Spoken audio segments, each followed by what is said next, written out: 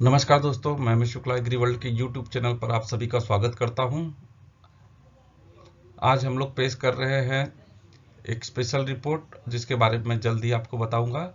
और आगे चर्चा करें तो हम अपने सर्विसेज के बारे में बताना चाहूँगा कि एग्री वर्ल्ड आप तक किन किन कमोडिटी की सर्विस देता है। फिलहाल हम पल्सेस की रिपोर्ट दे रहे हैं, ऑयल सीड की और मसाले की रिपोर्ट दे रहे हैं। आप जो नंबर दिए गए हैं, नंबरों पर अपना कॉल करके या फिर अपना नेम एंड सिटी नेम यहाँ पर व्हाट्सएप पर भेजकर भी आप ट्रायल प्राप्त कर सकते हैं। 1 सप्ताह का ट्रायल दिया जाएगा। यदि सर्विस आपको अच्छी लगे तो आप इससे जुड़ भी सकते हैं। और यदि आज की रिपोर्ट आपको अच्छी लगे तो अपने दोस्तों से इसको लाइक करें, अपने दोस्तों के साथ शेयर करें और सब्सक्राइब भी करें इस चैनल को, ताकि हमें मोटिवेशन मिले, ताकि हम अच्छे से अच्छी रिपोर्ट आप तक पहुंचा सके। और आज हम आप तक चना की सीजनल रिपोर्ट पेश कर रहे हैं। पहले तो हम चने की बुआई की बात करेंगे। देश में इस वर्ष चने की लगभग सरकारी जो अनुमान है कृषि विभाग के अनुसार 111 लाख हेक्टेयर से अधिक बुआई हुई है, जो कि पिछले वर्ष से लगभग 3.5% अधिक है। प्रमुख राज्यों में बात करें, सबसे अधिक बुआई इस बार महाराष्ट्र में हुई, मध्य प्रदेश में, राजस्थान में, कर्नाटक में, गुजरात में, उत्तर प्रदेश में। और जहां तक क्षेत्रफल की बात करें तो सबसे अधिक हमने क्षेत्रफल गुजरात में बढ़ते हुए देखा। उसके बाद यदि सबसे अच्छा जो बढ़ोतरी देखी हमने महाराष्ट्र में देखी। और ये दो राज्यों में चने के प्रति किसानों का रुख काफ़ी अच्छा था और ज़्यादा से ज़्यादा यहाँ पर चने की बुआई की गई।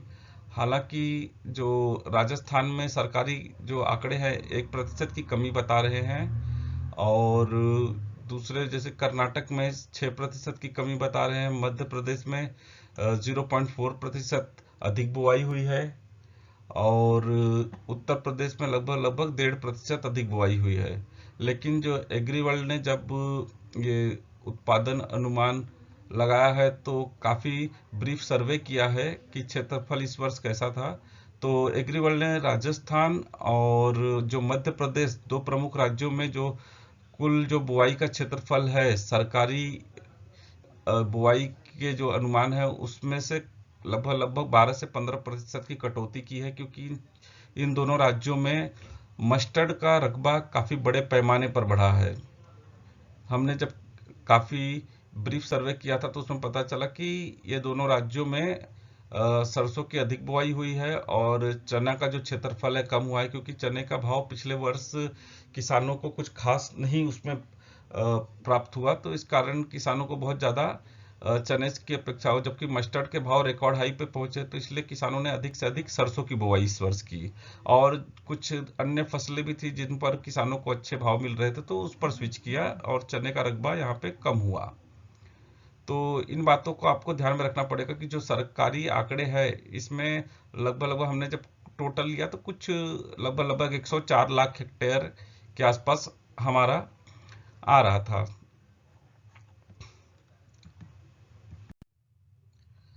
अब यदि हम सप्लाई प्रोडक्शन की बात करें राज्यों के अनुसार, तो आंध्र प्रदेश में पिछले साल से लगभग 11% से अधिक उत्पादन कमजोर दिख रहा है, जबकि राजस्थान में बुवाई भी काफ़ी अच्छी थी और चने के लिए उपयुक्त मौसम होने के कारण उत्पादन भी काफ़ी बढ़ा है, और यहाँ पर लगभग 50% से अधिक बढ़ोतरी दर्ज की जा रही है। कर्नाटक में बुवाई तो पिछले वर्ष के आसपास ठीक से अगर तुलना करें तो ठीक ठाक हुई थी, लेकिन जो यील्ड उतना प्राप्त नहीं हो सका, इसके कारण लगभग 13% उत्पादन हम यहाँ पर कमजोर मानकर चल रहे हैं। जबकि मध्य प्रदेश में जो क्षेत्रफल और यील्ड में जो गिरावट आई थी उसका असर दिख रहा है, और यहाँ पे लगभग 15 लाख टन के आसपास हम उत्पादन मानकर चल रहे हैं। महाराष्ट्र में 30% लगभग उत्पादन बढ़ा हुआ है, और यहाँ पे लगभग 21.25 लाख टन के आसपास उत्पादन होने का अनुमान है।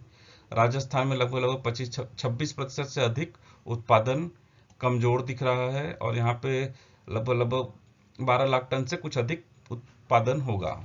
उत्तर प्रदेश में लगभग 3.5% की जो है कमी दिख रही है उत्पादन में, और लगभग 3.67 लाख टन के आसपास उत्पादन है। तो कुल अगर यदि हम उत्पादन देखते हैं तो यहाँ पर 78.72 लाख टन के आसपास इस वर्ष का उत्पादन रह सकता है, जो पिछले वर्ष से मामूली बढ़कर है। अब यदि सप्लाई डिमांड की बात करते हैं हम, तो 22-23 में इस वर्ष ओपनिंग स्टॉक कुछ बढ़कर रहेगा, क्योंकि नाफेड के पास लगभग 11 लाख टन के आसपास चना पड़ा हुआ है, और इतना ही लगभग प्राइवेट हाथों में है, मिलर्स के हाथ में है, स्टॉकिस्ट के हाथों में है। तो लगभग 22.5 लाख टन के आसपास हम मान के चल रहे हैं कि ओपनिंग स्टॉक के साथ ये होगा। और उत्पादन जैसा हमने अभी चर्चा की थी राज्यों के अनुसार, यहाँ पे टोटल प्रोडक्शन 78.7 लाख टन है। इंपोर्ट हम मान के चले इस वर्ष कुछ कम हो सकता है, 0.8 मतलब 80,000 टन के आसपास इंपोर्ट हो सकता है, और कुल उपलब्धता जो है 102 लाख टन के आसपास रहेगी। और डोमेस्टिक खपत हम इस वर्ष थोड़ा बढ़कर मान के चल रहे हैं, क्योंकि अब कोरोना लॉकडाउन ऐसा नहीं है, और इस वर्ष शादी का सीजन भी फुल फ्लेज में रहेगा। और जो खपत है, जैसे पिछले 2 वर्षों से क्या हो रहा है कि मेन खपत के टाइम पे लॉकडाउन लगने की वजह से जो है खपत पर काफी बुरा असर पड़ रहा था, लेकिन ऐसा इस वर्ष नहीं प्रतीत हो रहा है। तो इस वर्ष खपत हम लगभग 9% से अधिक अधिक मान के चल रहे हैं।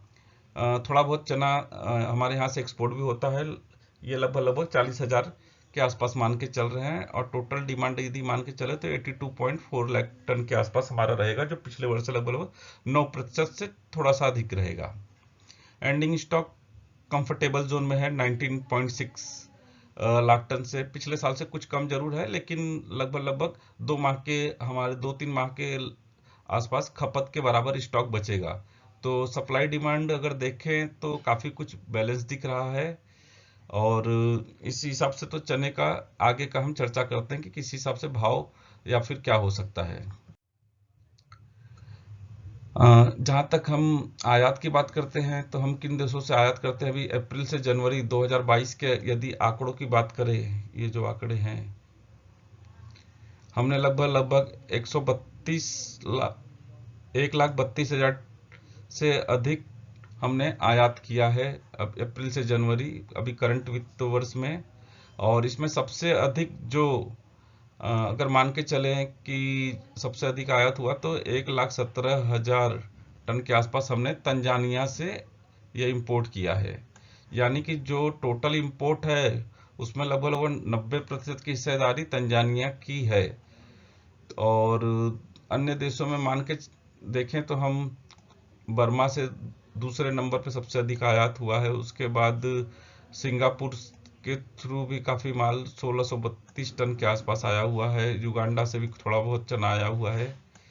लेकिन यदि प्रमुख रूप से देखें तो तंजानिया से सबसे अधिक हमने चना आयात किया है। लेकिन चूंकि इस वर्ष चने की उपलब्धता ठीक ठाक दिख रही है, नाफेड के पास भी काफी अच्छा पड़ा हुआ है, तो हम उम्मीद कर रहे हैं कि इस वर्ष टोटल इंपोर्ट थोड़ा कम रह सकता है। और ये आगे चलकर वक्त बताएगा कि कैसा इंपोर्ट रहेगा। अब ये यहाँ पर नाफेड ने हाल के वर्षों में खरीदी कितनी की, कैसी रही, उस पर हम चर्चा करेंगे। 2013-14 में 3,000 का जो एमएसपी था, उस पर नाफेड ने लगभग 34,000 टन से अधिक खरीदी की थी। और अभी हाल के वर्षों में बात करें तो पिछले वर्ष जो 5100 की जब एमएसपी थी, तो नाफेड ने लगभग 5,45,000 टन से अधिक चने की खरीदी की थी। ये आंध्र प्रदेश, तेलंगाना, एमपी, गुजरात, महाराष्ट्र, राजस्थान और कर्नाटक में खरीदी की थी। और वर्तमान वर्ष में इनकी खरीदी चालू हो गई है। नाफेड इस वर्ष लगभग 15 लाख टन की खरीदी का लक्ष्य रखा है सभी राज्यों को मिला के। और एमएसपी के नीचे भाव काफी कम होने से, एमएसपी जो 5230 है, इससे काफी कम होने से नाफेड को फिलहाल अधिक से अधिक चना किसान बेच रहे हैं। और अब तक लगभग 3-3.5 लाख टन से अधिक नाफेड ने चना खरीदा है। और ये गुजरात, महाराष्ट्र और कर्नाटक में फिलहाल ये खरीदी दिखाई जा रही है। नाफेड यहाँ पे बताना चाहूंगे 2020 रबी सीजन में रिकॉर्ड खरीदी किया था, 21 लाख टन से अधिक उन्होंने खरीदी किया था। लेकिन पिछले वर्ष चूंकि सीजन में चने के भाव जो थे एमएसपी से ऊपर थे, तो नाफेड को लगभग कम चना मिला और वो 5,45,000 टन के आसपास ही चना खरीद सके थे। लेकिन इस वर्ष चना के दाम जो एमएसपी से काफी कम है, तो उम्मीद कर रहे हैं कि नाफेड को अच्छा खासा चना का इस बार स्टॉक होगा। अब चना में जो तेजी मंदी के कारण है उस पर भी चर्चा करेंगे, और चना पे यहाँ पे जो मंदी के कारण है उस पर हम अब बताना चाहेंगे कि जो बेरिस जो फैक्टर्स हैं क्या क्या काम कर सकते हैं। तो इस बार एक तो जो बेरिस फैक्टर पहला है, नाफेड के पास पुराना लगभग लगभग 11 लाख टन से अधिक चना का स्टॉक मौजूद है, और प्राइवेट हाथों में भी काफ़ी चना है, तो ओपनिंग स्टॉक काफ़ी मजबूत है। और एक बात है कि चने का जो बाजार है वो नाफेड की बिक्री से काफी कुछ दब जाता है। अभी फिलहाल नाफेड तो जो चना खरीदी कर रहा है ये मई तक कम से कम लगभग लगभग चलेगा, और उसके बाद ये जब प्रोग्राम बाइंग का खत्म होगा तो नाफेड चना की बिक्री शुरू कर देगा। तो एक निगेटिव फैक्टर ये रहता है कि जब भी नाफेड चना की बिक्री करता है तो उसका कुछ फिक्स नहीं रहता कि क्या भाव में बेचेंगे, वो एमएसपी से कम भाव में भी बेचते हैं, तो उससे क्या होता है कि बाजार पर दबाव पड़ता है। तो एक निगेटिव फैक्टर ये काफी बड़ा रहता है जो कारोबारियों को ध्यान में रखना चाहिए। अच्छा, तीसरी जो बातें हैं कि सरकार की दालों के दाम पर पैनी नज़र है। सरकार ने जो प्राइस मॉनिटरिंग सेल बना के रखा है वो दालों की तेजी में जो भी बढ़ती हुई महंगाई पर नज़र रखता है। यदि दालों के दाम बढ़ते हैं तो उस हिसाब से फिर सरकार अपनी पॉलिसी में चेंजेस करते रहती है। तो जो सरकार की जो नज़रें हैं दालों के दाम पर, एक ये भी नेगेटिव फैक्टर है पल्सेस सेक्टर के लिए, जब और चना के लिए पिछले वर्ष सरकार द्वारा स्टॉक लिमिट लगा दिया गया था। पिछले वर्ष स्टॉकिस्ट लोग और मिलर्स या फिर सब जो स्टेक होल्डर्स थे चने पे काफ़ी बुलिश थे, और उन्होंने काफ़ी अच्छा खासा चना स्टॉक किया था। लेकिन सरकार द्वारा अचानक स्टॉक लिमिट लगाने के बाद स्टॉक और मल्टीनेशनल कंपनियों को बहुत बड़ा झटका लगा, और उनको स्टॉक लिमिट के दायरे में अपना स्टॉक लाने के लिए चना की कम भाव पे बिकवाली करनी पड़ी, नुकसान में भी, जिसके कारण इस बार लग रहा है कि शायद इन लोगों की दिलचस्पी शायद चने में कम रह सकती है, क्योंकि सरकार की जो पॉलिसी है इसका कोई भरोसा नहीं। कभी भी अगर भाव यदि कुछ अधिक बढ़ते हैं तो सरकार इस पर जो है रिस्ट्रिक्शन ला सकती है। तो ये सब देखते हुए जो लोगों का जो बाइंग इंटरेस्ट है वो पिछले कई जो वर्षों में जैसा था इस वर्ष ऐसा लग रहा है कि थोड़ी दिलचस्पी कम रह सकती है। तो ये भी एक नेगेटिव फैक्टर काम कर सकता है। अच्छा, प्राइवेट हाथों में भी पिछले साल का काफी चना पड़ा हुआ है स्टॉक में, तो यदि भाव बढ़ते हैं तो उनकी बिकवाली आ जाएगी, क्योंकि उनको भी काफी समय से होल्ड करके रखा है और वो सिर्फ भाव का थोड़ा बढ़ने का वेट कर रहे हैं। यदि चने के दाम में यहाँ से कुछ अप्रिसिएशन आता है तो वो वहां पर स्टॉक लिक्विडेट कर सकते हैं। तो ये फैक्टर भी नेगेटिव काम कर सकता है। ये हमारा एग्री वर्ल्ड का अनुमान है। बाकी यदि आपको कुछ लग रहा है कि इसमें और भी नेगेटिव फैक्टर जुड़ सकते हैं तो आप कमेंट बॉक्स में कमेंट भी कर सकते हैं। अब हम जो तेजी के कारण हैं उनसे उनकी भी चर्चा कर लें कि कौन कौन से कारण हैं जो चने को आगे चलकर ऊपर की तरफ भी ले जा सकते हैं। तो सबसे पहले जो फैक्टर आता है कि दाल दलहन कॉम्प्लेक्स में चना सबसे सस्ता है, जबकि अन्य दाल अगर देखें तो धीरे धीरे करके एमएसपी के ऊपर आ गई, लेकिन जो चना है एमएसपी से अभी काफी मतलब लगभग 400 से 600 रुपए कम भाव पर व्यापार कर रहा है। तो चना के लिए ये दो फैक्टर तो पहले पॉजिटिव दिख रहे हैं कि एक तो दलहन कॉम्प्लेक्स में सबसे सस्ता है और एमएसपी से काफी नीचे है। तो यहाँ पे जो व्यापारी है इसमें इन्वेस्टमेंट हो सकता करना चाहे, क्योंकि एमएसपी से काफी नीचे होने से काफी रिस्क कम दिख रहा होगा, तो ये सोचकर यहाँ पर व्यापारी निवेश कर सकता है।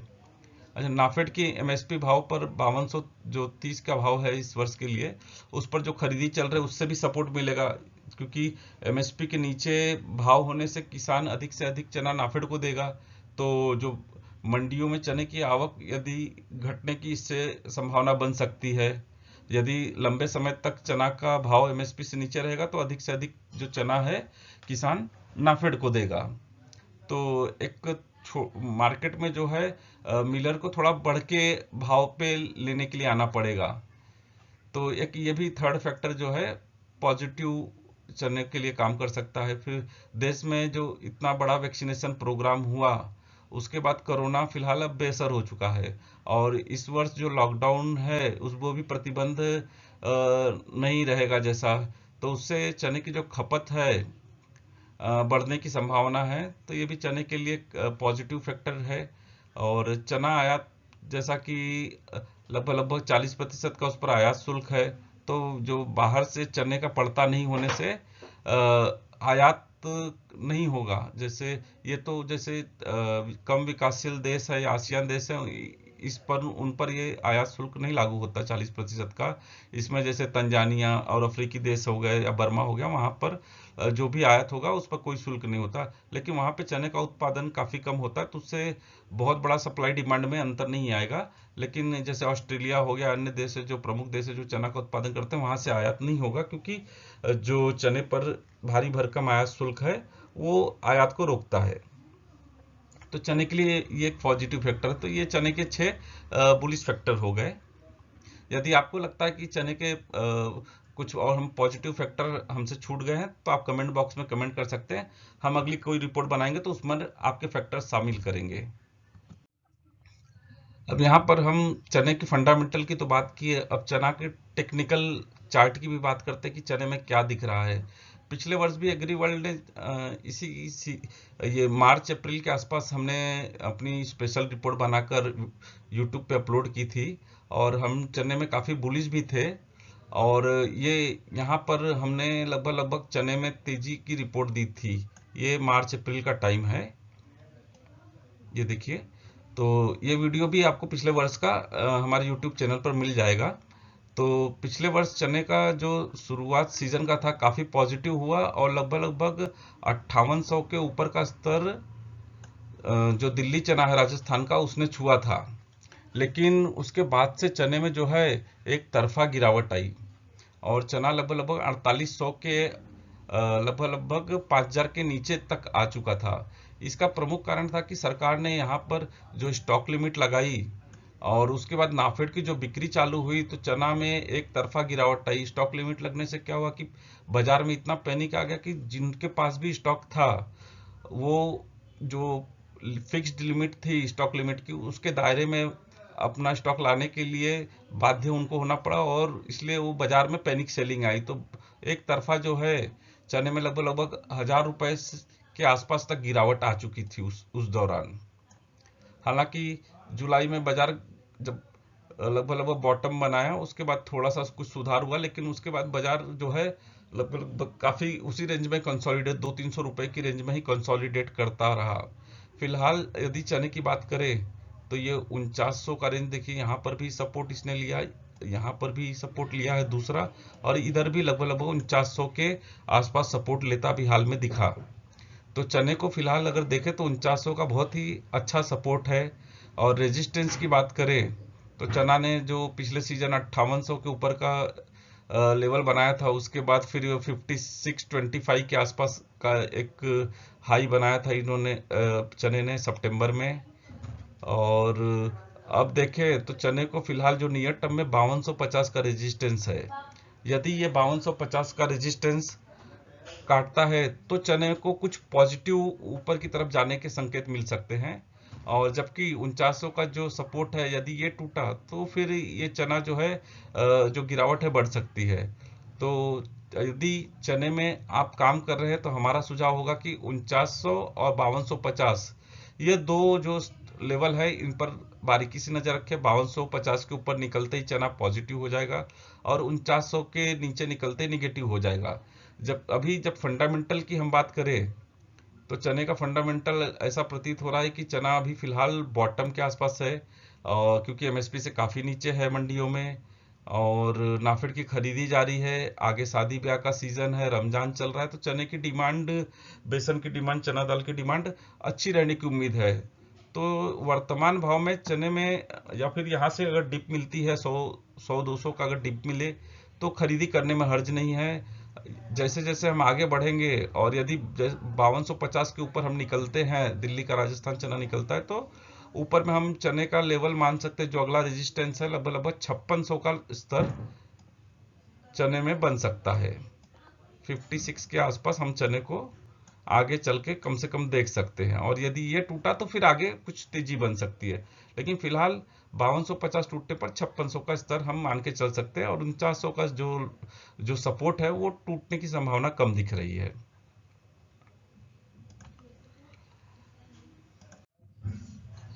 दोस्तों, आशा करता हूं कि हमने जो जानकारी दी ये आपको काफ़ी अच्छी लगी होगी। यदि आपको हमारी दी हुई जानकारी अच्छी लग रही तो अपने इस YouTube चैनल को लाइक करें, शेयर करें और सब्सक्राइब भी करें। और यदि आपका कुछ सुझाव है तो आप कमेंट बॉक्स में भी दे सकते हैं। और यहाँ पे हम एक बार और बताना चाहेंगे कि एग्रीवर्ल्ड की जो सर्विसेज है, हम पल्सेस, ऑयल सीड और स्पाइसेस की सर्विसेज दे रहे हैं। और यदि आपको इसमें किसी में भी काम है तो आप जो नंबर दिए गए हैं इन नंबरों पर कॉल कर सकते हैं, या फिर अपना नाम और शहर का नाम लिखकर व्हाट्सएप भी कर सकते हैं। आपको 1 सप्ताह का ट्रायल दिया जाएगा, और यदि ट्रायल सर्विस अच्छी लगे तो आप हमसे जुड़ भी सकते हैं। धन्यवाद।